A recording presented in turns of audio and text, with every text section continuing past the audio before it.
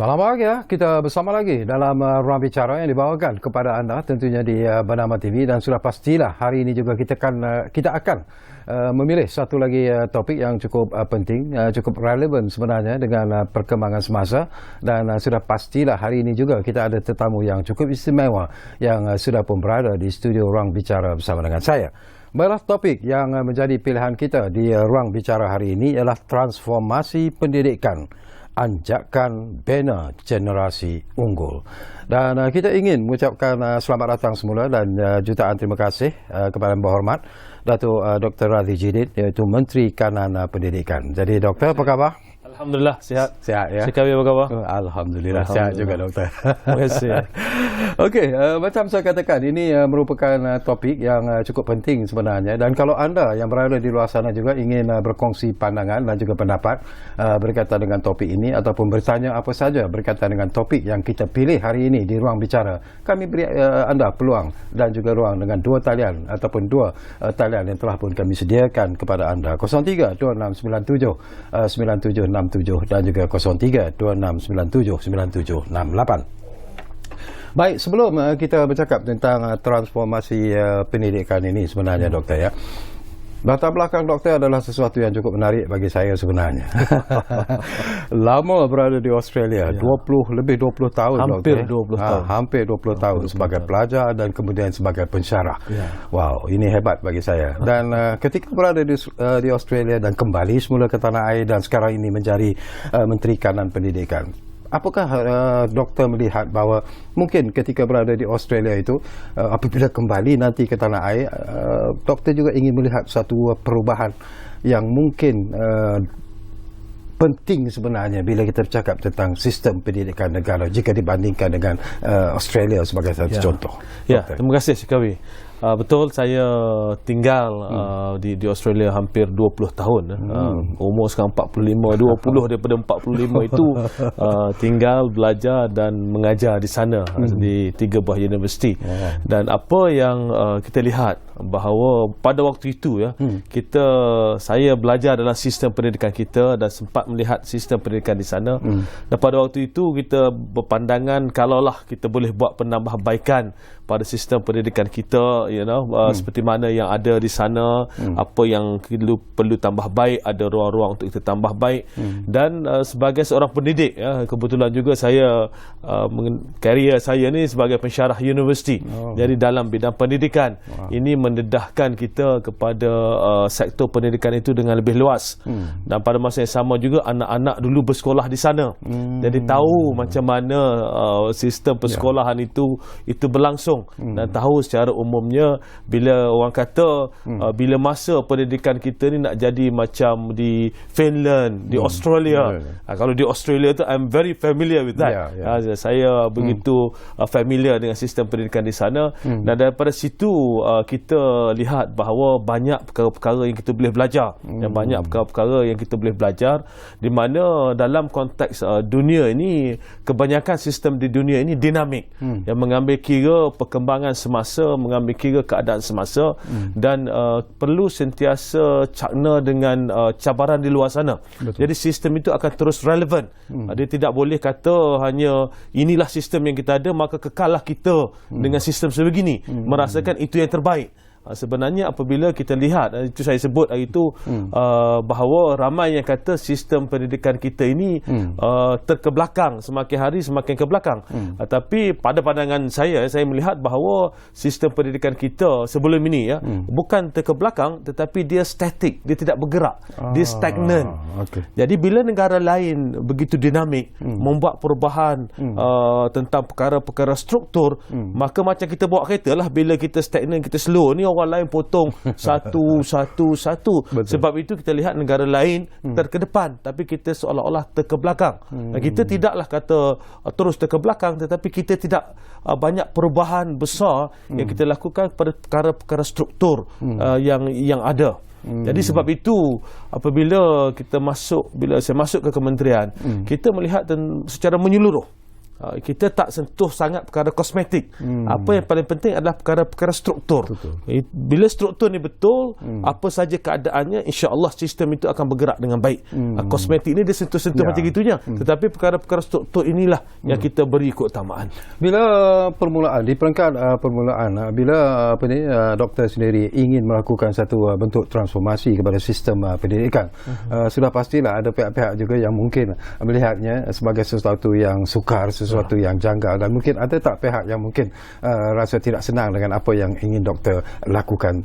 Umumnya dalam mana-mana perubahan yang ingin dibawa, we're talking about perubahan yang membawa kebaikan. Setelah mengambil kira benchmarking dengan negara-negara lain, benchmarking dengan keadaan di luar sana, dan apabila kita bercakap tentang perubahan ni, ramai yang takut dengan perubahan. Itu biasa. Ramai yang takut dengan perubahan. Namun begitu, apabila kita ajak ramai-ramai berfikir secara lebih objektif, melihat data-data, melihat maklumat-maklumat yang ada, kita membuat analisa yang mendalam, kita tanya diri kita apa yang terbaik.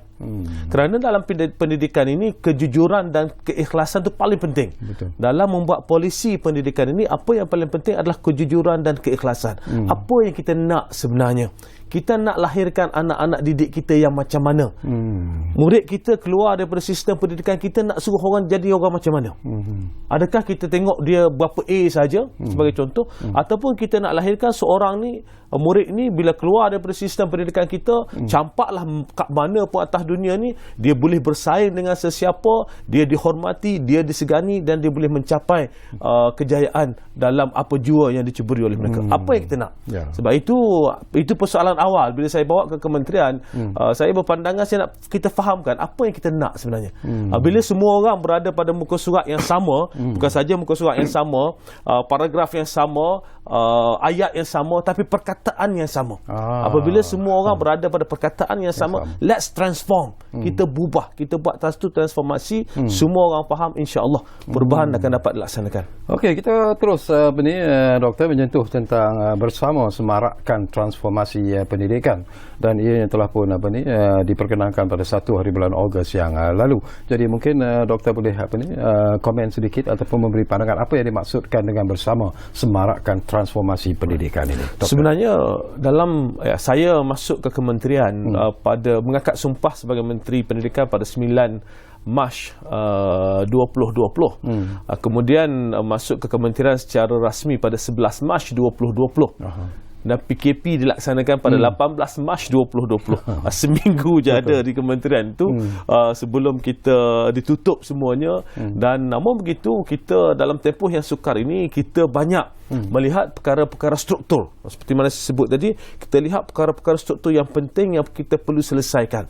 Dan dalam sepanjang tempoh 2 tahun setengah ini, banyak perkara-perkara struktur yang telah kita beri keutamaan dan kita telah transformkan. Jadi sebab itu, memandangkan sebelum ini kita banyak sektor ditutup kerana PKP, pergerakan kita agak terhad. Jadi kita tidak dapat begitu turun ke bawah untuk jelaskan segala transformasi yang telah kita laksanakan, yang sedang kita laksanakan, dan yang akan kita laksanakan. Apa yang paling penting adalah untuk seluruh rakyat mendapat gambaran ke mana sebenarnya kita nak bawa sistem pendidikan kita. Jika kita lihat dalam tempoh ini, bermula sempena semangat bulan kebangsaan ini, kita mengambil semangat bulan kebangsaan di mana 1 Ogos hingga 16 September nanti kita banyakkan penjelasan, penerangan tentang transformasi yang telah sedang dan akan kita laksanakan. Jadi itu pendekatan yang kita buat. Bahkan pada hari ini kami sentiasa turun ke bawah. Saya sampai kadang-kadang saya bilang berapa ramai yang terlibat dalam sesi libat urus dengan saya. Ada satu sesi dengan cikgu 1,000 orang, dengan ibu bapa 300 orang, dengan murid, dengan pentadbir sekolah. Kita nak lihat supaya ramai yang kita temui dan ramai yang fahami tentang pendekatan transformasi ini, supaya semua orang boleh dibawa bersama dalam konteks untuk kita mentransformkan pendidikan ini. Jadi banyak perkara kalau bercakap transformasi ini. Antara yang paling besar sekali adalah dalam konteks pentaksiran. Pentaksiran ini yang paling banyak yang disentuh peperiksaan dan sebagainya. Itu merupakan antara komponen utama, dan komponen lain adalah untuk meningkatkan kecekapan sistem. Kadang-kadang ramai orang bercakap tentang beban tugas guru. Tapi bila kita lihat, kita kata kita kena bezakan sama ada ianya beban tugas ataupun ketidakcekapan sistem yang sedia ada.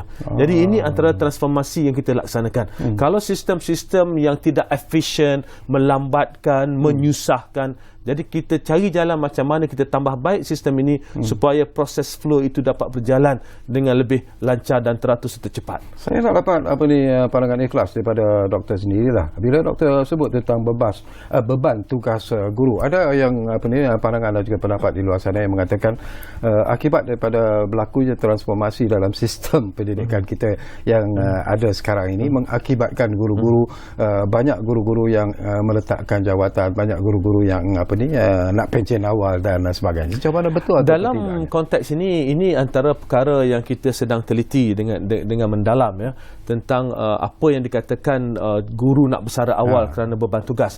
Namun ini kita masih membuat analisa. Data-data kita menunjukkan trendnya itu hampir sama, walaupun ada turun naik sedikit mengikut grade. Ini unik sikit. Nanti sampai masa kita ceritakan. Dia ada tahun ni yang grade ini bersara. Ini tahun ni grade ni yang ramai bersara. Tahun ni grade ni yang ramai bersara. So pattern itu kita lihat bahawa kebanyakan yang kata bersara awal ini adalah hampir mencapai umur persaraan. Mungkin pada waktu itu atas sebab-sebab tertentu mereka merasakan sudah sampai masa untuk bersara, mungkin lebih awal sedikit, maka itulah keputusan yang diambil. Jadi kalau nak kata tiba-tiba ada satu lonjakan besar itu, kita lihat data-data tidak menunjukkan sedemikian. Namun begitu perkara ini masih di peringkat akhir untuk kita teliti, dan kalau saya boleh kongsikan umumnya begitu. Ada trend tahun-tahun tertentu, grade-grade tertentu yang lebih ramai bersara daripada grade-grade lain. Ya, dan kemudian kita lihat secara umumnya umur-umur tertentu yang bersara lebih awal khususnya yang hampir umur persaraan. Jadi dia ada kesan juga tentang cikgu itu berada pada grade mana pada tahun tersebut dan sebagainya. Sebab asalnya kita nampak umur. Jadi bila kita buat kajian awal, kita nampak umur, kemudian ada sedikit perubahan. Dan bila kita tengok, kita pecahkan mengikut grade, kita lihat grade pun ada kesan juga berkaitan dengan jumlah persaraan. Namun nak kata melonjak tinggi itu tidak tepat ya. Kerana trendnya lebih kurang sama, walaupun ada turun naik dia. Namun trendnya umumnya lebih kurang sama, ada sedikit peningkatan tapi bukanlah satu lonjakan yang begitu tinggi. Bila kita bercakap tentang transformasi pendidikan, saya juga teringat doktor, tadi pun doktor sentuh tentang ketika kita mengalami pandemik COVID-19, bagaimana satu perubahan drastik terpaksa dilakukan dan antaranya sistem pendidikan juga terpaksa diubah untuk disesuaikan dengan keadaan disebabkan oleh pandemik COVID-19. Apakah itu antara faktor yang mungkin dikatakan memberi tekanan kepada tenaga pendidik kerana mereka terpaksa mengubah pendekatan cara mengajar mereka, tidak lagi bersemuka tetapi online dan sebagainya? Itu jika kita lihat dalam konteks ini, sebab itu ini saya nak jelaskan Cikawi. Sebab itu ini mungkin ramai apabila kita keluarkan antara pendekatan terawal yang kita di Kementerian maklumkan bila berlaku PKP adalah untuk PDPR dilaksanakan mengikut kesesuaian guru dan murid. Itu kita punya stand from the very beginning. Daripada ke awal lagi kita kata PDPR dilaksanakan mengikut kesesuaian guru dan murid. Kerana apa? Kerana kita tahu murid kita tidak semua yang familiar dengan pembelajaran secara atas talian, ada yang tak ada peranti, ada yang tidak ada akses pada internet. Itu daripada kumpulan murid. Guru pula memang ramai yang tidak pernah melaksanakan pengajaran dan pembelajaran secara atas talian pun sebelum itu. Tidak ada latihan secara khusus pada waktu itu berkaitan dengan pengajaran dan pembelajaran atas talian, dan tidak semua cikgu pun familiar. Ya, sebab itu kita kata mengikut kesesuaian guru dan murid. Dan dalam konteks ini kita lihat data-data menunjukkan tidak ada lonjakan pada tahun tersebut. Bukan kata tiba-tiba tinggi pada tahun tersebut, persaraan naik dengan mendadak. Jadi secara umumnya guru mengambil pendekatan, sekiranya mereka tidak biasa dengan pendekatan atas talian, banyak pendekatan lain yang mereka boleh gunakan. Jadi sebab itu kalau nak katakan itu antara puncanya, yang mungkin antara punca yang menyumbang kepada beberapa bapa, orang guru ya. Tapi untuk dikatakan sebagai punca utama, itu kita lihat daripada data-data kita tidak menunjukkan satu lonjakan yang begitu obvious berkaitan dengan jumlahnya. Okey, bila Kementerian Pendidikan mengumumkan tentang pembubaran ataupun tidak lagi akan mengadakan peperiksaan UPSR dan juga PT3, itu juga menimbulkan pelbagai reaksi sebenarnya. Ada yang setuju, ada yang tidak, ada yang ibu bapa merasa tidak puas hati dan sebagainya. Kenapa transformasi sebegini perlu dilakukan dari pandangan doktor? Dalam konteks ini, kalau saya boleh berkongsi, kita lihat bahawa apabila berlakunya pandemik COVID-19 pada tahun 2020, ada 4 peperiksaan utama. STPM, SPM, PT3 dan UPSR. Ini 4 peperiksaan utama. Betul. Kemudian kita bincang, pada waktu itu kita bincang bahawa bagaimana dengan SPM dan STPM. Kita nak selesaikan yang itu dulu. Kita kata yang dua ni tak boleh sentuh. Yang dua ni apa jua keadaan sekalipun kita kena laksanakan. Jadi untuk tujuan tersebut macam-macam SOP kita buat untuk kedua-dua peperiksaan ini. Namun untuk UPSR dan PT3, kita kata tahun 2020 kita tiadakan. 2020 kita tak batalkan lagi kita tiadakan. Jadi waktu kita nak tiadakan UPSR sebagai contoh, kita bincang apakah kekangan ataupun kerisauan utama berkaitan dengan UPSR yang ditiadakan ini. Maka kita dapati bila kita turun ke bawah, first round of libat urus kita untuk tiadakan UPSR pada tahun 2020 adalah kerisauan ibu bapa dan guru-guru untuk anak yang nak masuk sekolah asrama. Kalau tak ada UPSR, mereka tanya macam mana nak masuk sekolah asrama. And then kita kata tak apa, kalau itu kerisauannya, maka pada tahun 2020 kita perkenalkan pentaksiran kemasukan sekolah khusus atau PKSK. PKSK ni semua orang boleh pergi kalau dia nak cuba untuk memohon masuk asrama. Yang nak masuk je lah. Kalau dia rasa tak berminat, anak saya tak nak masuk asrama apa semua, tak payah hantar, tak apa. Dan pada tahun 2020 kita lihat daripada 400,000 murid tahun 6 yang memilih untuk menduduki PKSK hanyalah sekitar 90,000 lebih. Maknanya kurang suku daripada jumlah keseluruhan murid tahun 6 untuk tahun 2020. Dan pada itu untuk tahun 2020 untuk UPSR. Kemudian untuk PT3. Untuk PT3 kita bincang, kalau tak ada PT3 ni apakah cabaran utama? Dan apa yang kita dapati antara cabaran utamanya adalah untuk streamkan murid-murid ini nak masuk stream mana, aliran mana, nak masuk aliran mana. Itu cabaran utama. Maka kita ada pendekatan lain yang kita kata tak apa, tanpa PT3 2020 kita masih boleh susung murid mengikut aliran berdasarkan pendekatan yang kita senaraikan, yang kita bagi maklumkan pada pihak sekolah, termasuklah pentaksiran bilik darjah dan sebagainya. Maka selesai tahun 2020. Kemudian kita tahu pada waktu itu pada 2020 lagi pun kita tahu bahawa ramai yang bercakap bahawa negara kita ini terlalu banyak memberi tumpuan kepada peperiksaan, exam oriented. Ramai orang bercakap. Betul. Ramai orang bercakap. Now, kalau kita bercakap sahaja tanpa sebarang tindakan, kita takkan ke mana? Kemudian apa yang kita nak laksanakan, setakat mana kita lihat kesannya, setakat mana peperiksaan ini memberi tekanan kepada masyarakat, kepada ekosistem pendidikan itu sendiri. Jadi saya masih ingat saya bertemu dengan Perdana Menteri pada waktu itu, Tan Sri Muhyiddin Yassin, bagi tahu Perdana Menteri kata saya sedang melihat sama ada kita patut hapuskan UPSR. Kita sedang meneliti perkara ini dan beliau kata boleh nak buat ke? Memandangkan dia dulu pun Menteri Pendidikan dah cuba buat tapi tak dapat. Jadi saya kata tak apa, kita akan buat satu sesi libat urus, kita turun, kita bincang, kita fahamkan apakah skopnya. Jadi sebab itu kita adakan sesi libat urus dari Perlis sampailah ke Sabah, jumpa pelbagai kumpulan ibu bapa, guru-guru, pentadbir sekolah, murid dan sebagainya, untuk kita lihat apakah sebenarnya yang berlaku dalam sistem ini. Dan sejujurnya lah, kalau Sukawi ikut saya pun ke dalam sesi Lebak Urus ini, kita akan lihat betapa peperiksaan ini memberi tekanan kepada keseluruhan sistem. Betul. Kita underestimate tekanan ini sebenarnya. Ada yang dalam sesi Lebak Urus, ada ibu bapa yang menangis mengenangkan waktu dia buat UPSR dulu. Ya, ada pengurusi PIBG bangun bercerita, saya hantar anak saya tuition daripada darjah 1. Bukan kerana apa, kerana saya ni pengurusi PIBG. Nanti anak saya darjah 6 tak dapat 6A, segan saya. This all the story is not, bukan 1-2 orang, ini bercakap secara keseluruhannya. Namun begitu, kita kata kita kaji dengan lebih mendalam. Jadi kita tengok kumpulan yang rasa memerlukan peperiksaan ni macam mana. Jadi antara hujahannya adalah tentang kemasukan ke sekolah asrama. Jadi kita kata tak apa, masuk sekolah asrama, tak ada UPSR pun tak apa, kita ada pentaksiran kemasukan sekolah khusus tadi.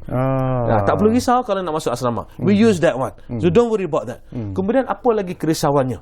Kerisauannya kata kalau tidak ada peperiksaan, ada yang kata nanti murid tak ada motivasi nak ke sekolah. Jadi we challenge that. Kita kata adakah murid tak ada motivasi nak ke sekolah ni? Ada sebab ada guru besar yang bangun bertanya pada beri pandangan, kata risau nanti tak ada motivasi. Saya kata tak ada, adakah kerana tak ada motivasi ini kerana tak ada peperiksaan atau kerana sekolah itu terlalu boring? Pergi sekolah tidak ada sesuatu yang rapat dengan jiwa anak-anak kita. So we discuss that in detail. Jadi begitu juga dengan PT3, kita buat banyak sesi Lebak Urus, kita bincang. Dan antara perkara yang kita lihat bahawa perkara asas bila nak buat transformasi ini, kita tanya, pertama sekali kita kena sedar bahawa setiap anak kita ini ada kelebihan masing-masing. Anak-anak ni dia tak sama. Each and every of them ni ada kelebihan masing-masing, ada kekuatan masing-masing.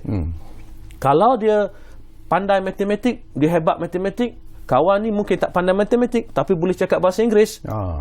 Pandai cakap bahasa Inggeris. Kawan ni tak pandai matematik, tak pandai bahasa Inggeris, tapi bahasa Melayu dia cantik. Kawan ni tak tahu bahasa Melayu tapi sejarah dia pandai.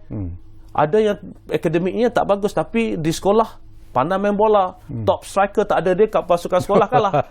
Ada yang pandai melukis. Betul. Ya, ada yang pandai main takraw, ada yang macam-macam. Kalau sekali turun ke bawah, anak-anak kita ni ada kekuatan masing-masing. Betul. Jadi asas kita adalah setiap orang ada kekuatan. That just yang pertama. Yang kedua adalah kita kena pastikan bahawa kita tidak bunuh potensi anak-anak kita ni terlalu awal. Saya sentiasa bertanya dalam sesi dengan ibu bapa khususnya. Saya tanya, abang, kakak, kalau anak abang atau kakak dapat 6B, kalau orang tanya dapat berapa A UPSR, nak cakap berapa A? 6B, 6B. Kalau ikutnya 0A lah, tak ada A lah.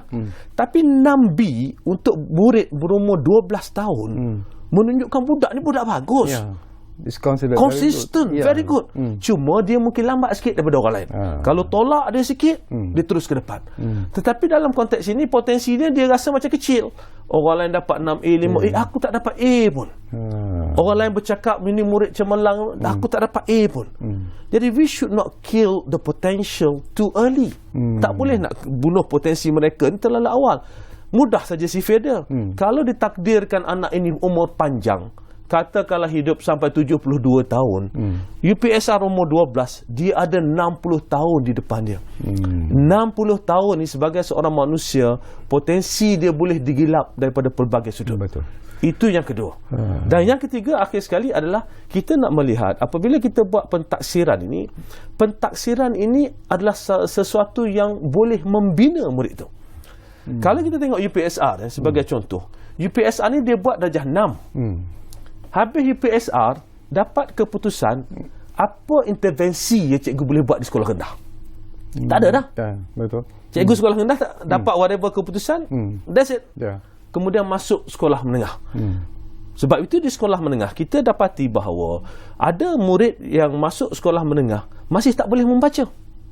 Masih tak boleh membaca. Cikgu-cikgu sekolah menengah komplain bila saya turun ke bawah. Saya masih kena buat pemilihan. Ada murid yang masih tak boleh membaca. Jadi apa kita laksanakan di sekolah rendah 6 tahun, sekiranya di sekolah menengah masih tak boleh membaca? There's something wrong with the system.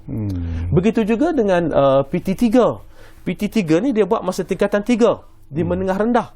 Habis PT3 dapat keputusan, cikgu menengah rendah dah tak boleh nak buat apa dah. Sebab dia akan terus masuk ke tingkatan 4. Jadi sebab itu kita kata bila nak cakap tentang pentaksiran ini mestilah membina. Maknanya membina murid itu. Sebab itu kita transformkan pentaksiran tersebut. Ya. Okey, doktor, semakin menarik sebenarnya, tapi seperti biasalah kita diarah untuk berehat dulu buat seketika. Tapi sebelum kita berehat, kita ambil dulu panggilan yang sudah pun ada di talian kita. Ridwan dari Pulau Pinang difahamkan sudah pun bersiap sedia di talian kami sekarang ini. Assalamualaikum, Tuan. Ya, Assalamualaikum. Ya. Assalamualaikum Tuan Sekali dan ahli panel Dr. Radhi Jidin. Ya. Ini dia punya tajuk malam ni bagus transformasi pendidikan. Doktor pun saya tengok tadi Tuan Sekali cerita doktor ni jadi pensyarah di luar negeri Ya. Seolah-olah jadi brain drain di sana. Jadi banyak ilmu yang diperturunkan di Malaysia. Jadi persoalan saya kita tengok apabila kita masukkan UPSR dan PT3. Jadi mata pencarian pusat tuition ni dia telah telah berkurangan ataupun telah mematikan dia orang punya semua pendapatan. Yang ni saya minta Dr. ulas Yang kedua bagus juga kalau kita buat sebab kita punya sistem pendidikan sekarang kita ada bila zaman pandemik ni dia ada perubahan satu pendidikan tradisional kepada maya, iaitu belajar secara guna Webex. Jadi apabila kita boleh teruskan sistem ni kita buat cara exam secara maya ataupun belajar, jadi kita boleh kurangkan sekarang ni Kementerian Pendidikan dia nak nak baiki sekolah daif di bandar di luar bandar dan pendalaman ni mengambil masa yang lama. Contohnya kekurangan peruntukan. Apabila kita buat cara maya ni jadi masalah ni dapat diatasi. Boleh Dr. Radhi Jidin jelaskan dalam ini. Sekian, terima kasih. Wassalam. Baik, terima kasih banyak-banyak Ridwan dari Pulau Pinang. Banyak lagi persoalan yang mungkin akan kita kongsikan bersama dengan pemanggil-pemanggil kita, tapi apa kata kita rehat dulu buat seketika dan anda jangan ke mana-mana. Kembali semula sebentar saja lagi bersama kami di Ruang Bicara yang kami bawakan kepada anda. Tentunya mana lagi kalau bukan Bernama TV. Kita jumpa lagi selepas ini.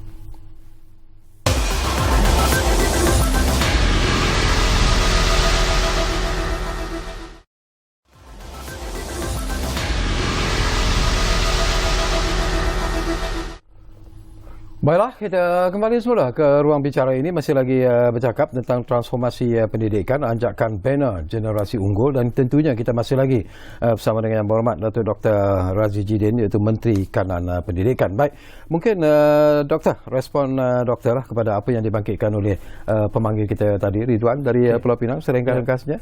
Tadi saudara Ridwan tanya dua soalan. Pertama sekali, apakah pendekatan berkaitan dengan tuition apabila kita masukkan perkara ini sebenarnya kita ambil kira sebab tu kita nak umumkan keputusan untuk memasukkan peperiksaan ini, kita tengok impak secara keseluruhan kepada ekosistem. Namun begitu kita melihat pada masa yang sama keutamaan kita.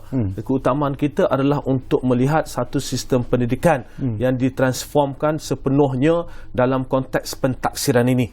Maka sebab itulah walaupun kita tahu ada yang terkesan daripada pendekatan ini, namun secara keseluruhannya kita yakin bahawa impaknya kepada ekosistem pendidikan itu secara keseluruhannya akan menjadi jauh lebih baik. Dan sebab itu banyak kita lihat bahawa apa yang paling penting, walaupun tak ada periksa, tak bermakna tidak ada pengajaran dan pembelajaran berlangsung.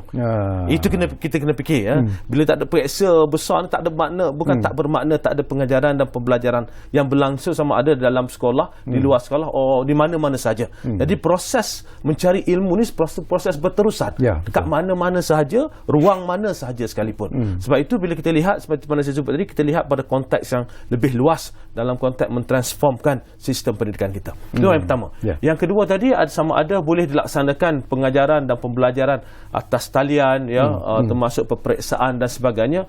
Ini antara perkara yang kita lihat secara mendalam. Seperti mana kita tahu apabila sekolah ditutup dan pelaksanaan pengajaran dan pembelajaran itu berlangsung, ada yang atas talian, ada yang melalui modul dan sebagainya. Cabaran utama yang atas talian ini, pertama sekali saya dah sebut tadi, tidak semua murid mempunyai akses kepada peranti.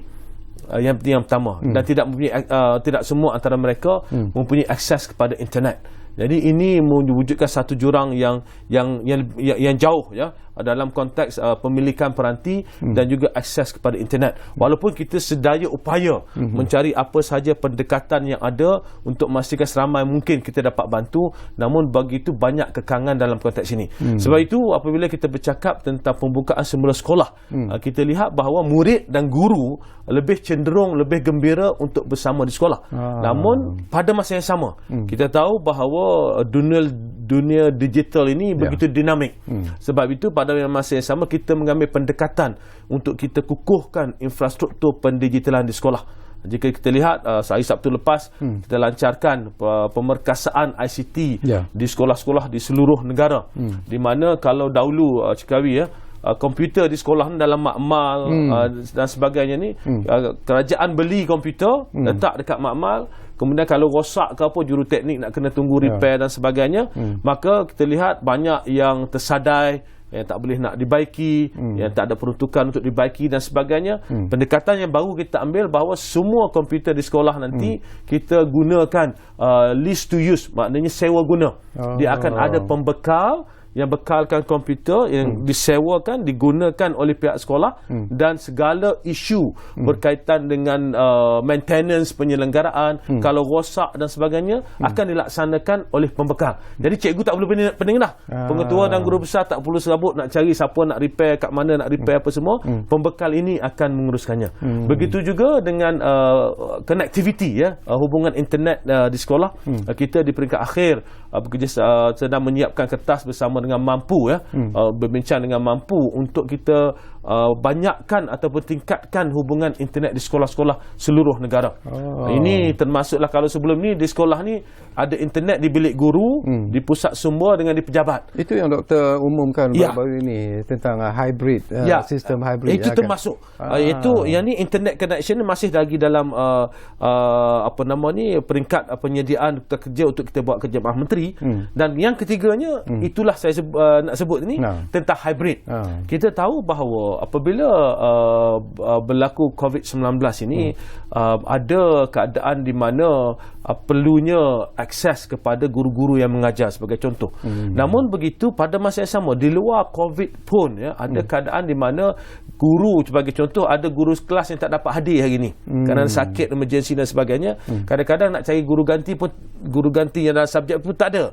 So apa yang kita laksanakan hybrid ni, ini adalah pilot ini adalah projek rintis untuk 110 buah sekolah yang terpilih di seluruh negara. Setiap sekolah ni kita buat di 5 bilik darjah. 5 bilik darjah di setiap sekolah. Setiap 110 buah sekolah ni maknanya keseluruhan 550 bilik darjah. Hybrid ini adalah bertujuan untuk mewujudkan persekitaran di mana cikgu pertama sekali boleh mengajar dengan smart TV, dengan computer connected to the TV dan sebagainya. Itu kita akan mula laksanakan pada bulan November Itu model dia.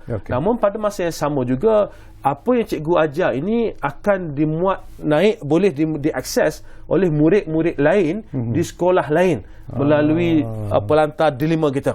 Dia boleh tengok, katakanlah cikgu sekolah A ni hari ni tak ada, kena emergency, kena tak dapat hadir ke sekolah, cikgu yang ganti ke boleh bawa murid ni ke pusat sumber, tengok dalam senarai sekolah mana yang buat matematik tahun 3.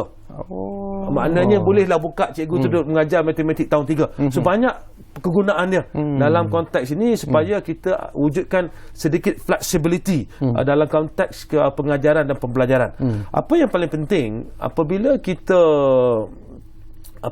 bercakap tentang digital tadi, betul Cik Ridwan sebut tadi, sekolah-sekolah ni, sekolah daif ni banyak. Sekolah daif ni kadang-kadang tak selesai.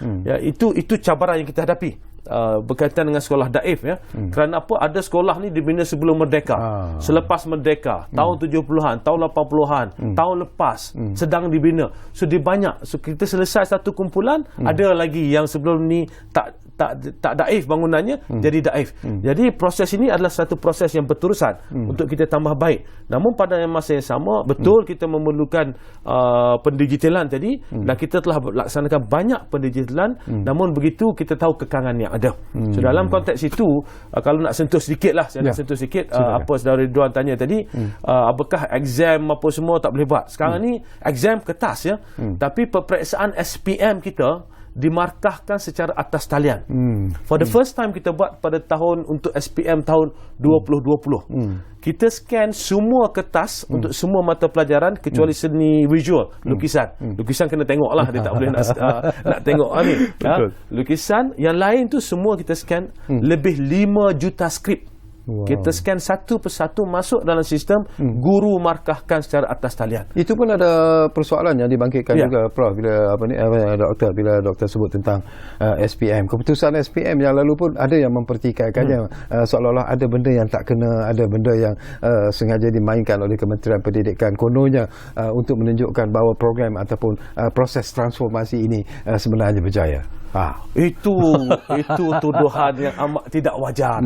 Ini kadang-kadang orang tak faham. Saya ada kata menteri saya kata bila comes to peperiksaan sebagai seorang pensyarah bidang audit, bidang perakaunan, saya tahu bahawa badan peperiksaan ini must be independent, mesti bebas. Saya mengelak untuk mendapat maklumat awal tentang peperiksaan ini. Biasanya kalau SPM hari itu, saya kata sehari sebelum, sebab dia nak kena maklumkan kepada menteri secara umumnya keputusan, saya kata I don't want to know early. Takut nanti orang kata macam-macam. Berdekat nak umum, bagi tahu saya. Bila nak umum, berdekat nak umum, just maklumkan. Sebab apa?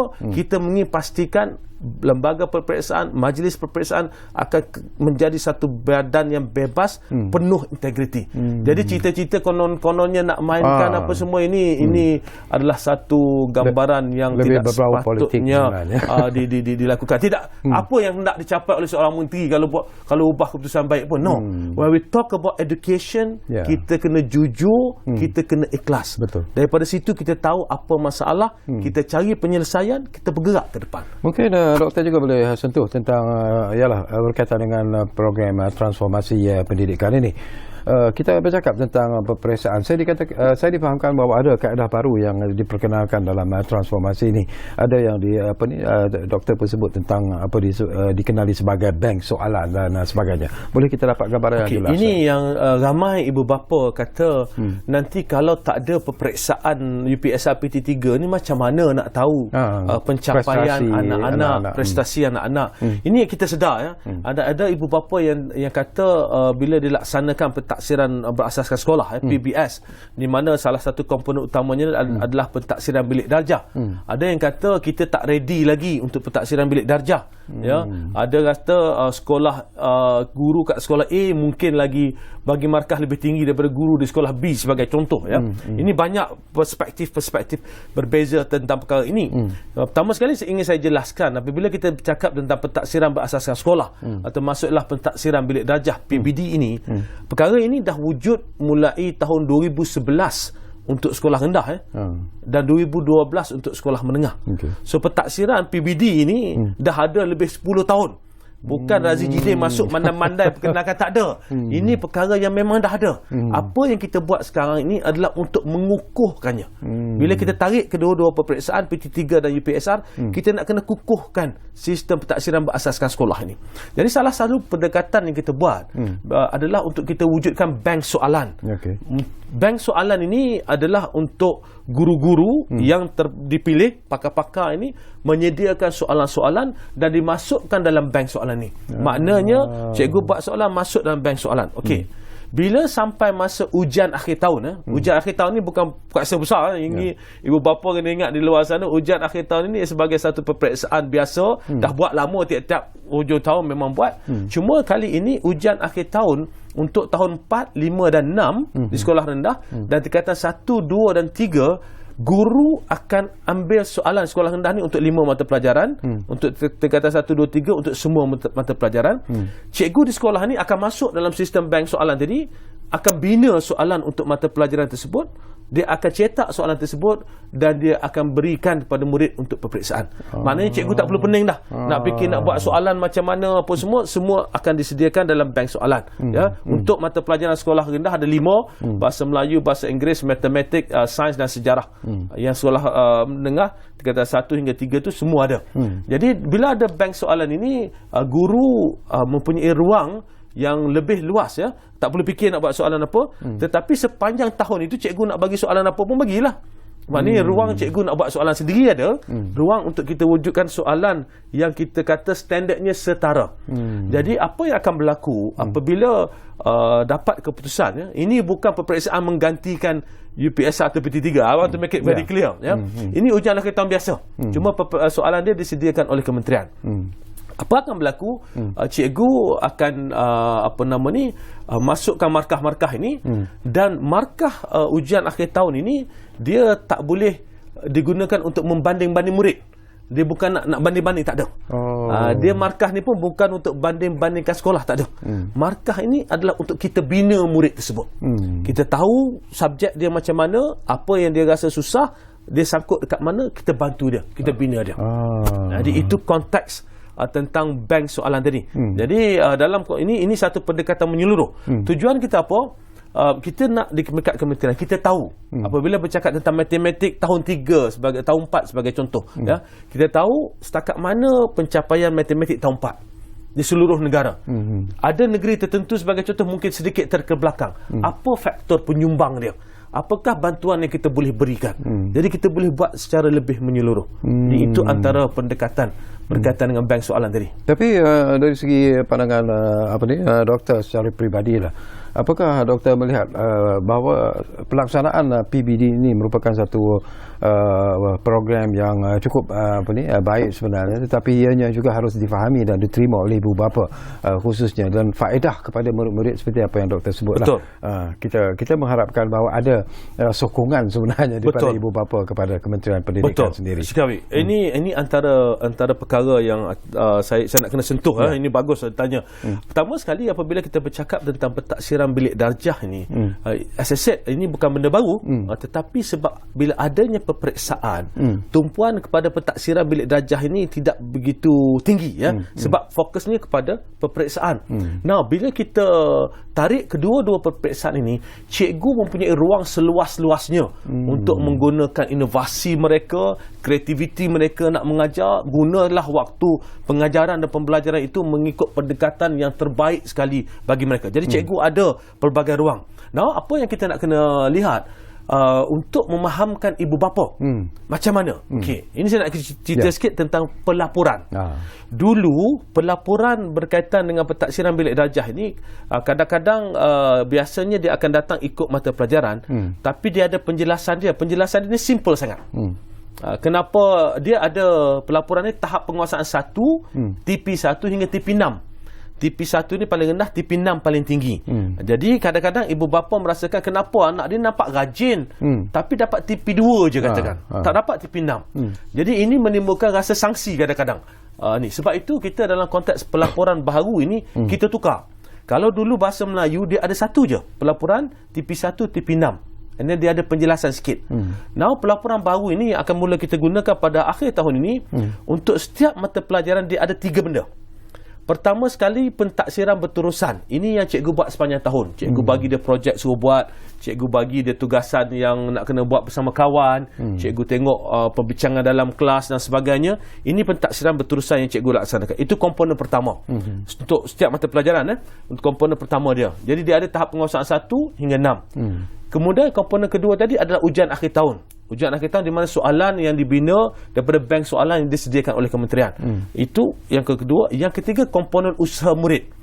Jadi kita masukkan komponen usaha murid ni kerana ada situasi di mana ibu bapa melihat anak dia rajin. Anak dia ni balik rumah buat homework. Balik rumah memang baca ni apa semua. Tapi bila sampai masa untuk dapat keputusannya tak tinggi. Jadi ibu bapa kata macam mana anak saya ni rajin, nampak rajin, tapi keputusannya rendah. Tahap penguasaan 2, 3. Jadi apa yang kita boleh lihat ya, bila kita gunakan 3 pendekatan ini, pertama pentaksiran berterusan, yang kedua ujian akhir tahun pelaporan tadi, dan yang ketiga usaha itu, katakanlah anak kita ini dapat murid ini dapat tahap penguasaan untuk pentaksiran berterusan ni dapat 5. Ujian akhir tahun ni dapat 2. Tapi usaha dapat 6. Maknanya apa? Murid ni murid rajin. Dia rajin berusaha. Tetapi dalam subjek, katakan matematik, dalam subjek matematik ni ada topik-topik tertentu yang dia sangkut. Jadi cikgu boleh duduk dengan ibu bapa, anak akak okey, cuma memang rajin, cuma topik katakan pecahan dia sangkut sikit, peratusan dia sangkut sikit, maka kita kena bantu dia dalam konteks itu. Jadi pelaporan baru ini akan dapat membolehkan guru dan murid guru dan ibu bapa sama-sama membina murid tu. That's the idea, to help to build the kids. Sebab itu kita kata kita buat daripada tahun 4. Daripada tahun 4, kalau dia ada sebarang masalah, katakanlah dalam matematik dari saya sentuh tadi, dia ada sebarang masalah, cikgu tahun 4 nanti akan tulis ulasan. Apakah intervensi atau bantuan yang diperlukan untuk mengoptimumkan potensi murid ini. Jadi cikgu tahun 5 boleh bantu. Cikgu tahun 5, dia ada masuk tahun 5 sampai hujung tahun, sangkut juga, cikgu tahun 5 akan cakap ini berdasarkan analisa dia, ini ulasan dia, ini bantuan yang perlu. Dia akan masuk tahun 6. Di tahun 6 itu pakat-pakat sama polish murid ini supaya dia betul-betul bersedia, dia pergi sekolah menengah, dia dah ready semua.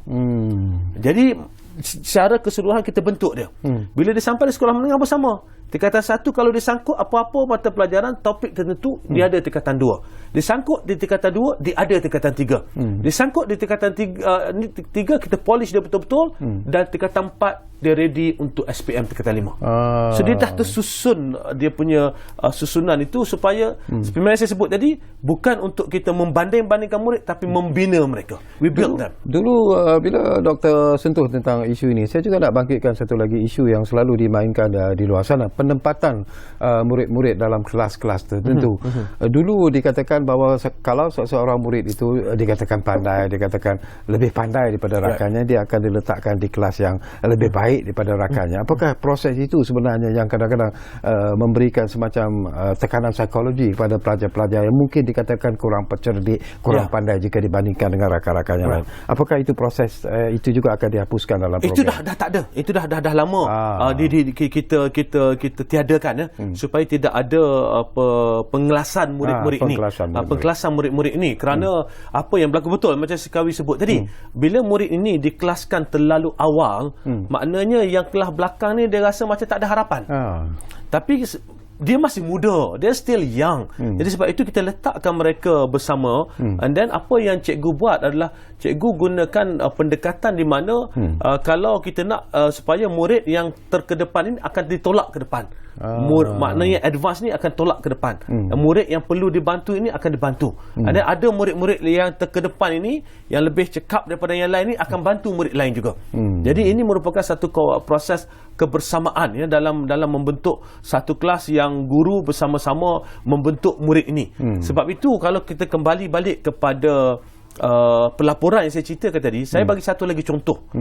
Katakanlah murid ini dia dapat 2 dalam pentaksiran berterusan ni sepanjang tahun ni, dia dapat tahap penguasaan 2 daripada 6. Usaha dia pun dia malas, dalam kelas dia dapat 2. Tetapi ujian akhir tahun dia dapat 6. So kita mungkin ada sedang berdepan dengan seorang murid yang memang cekap matematik dia sebagai contoh. Dia advance sangat. Jadi bila suruh buat kerja mudah-mudah ni, alah tak payahlah. Bila suruh ni, they're not interested because it's too easy for them.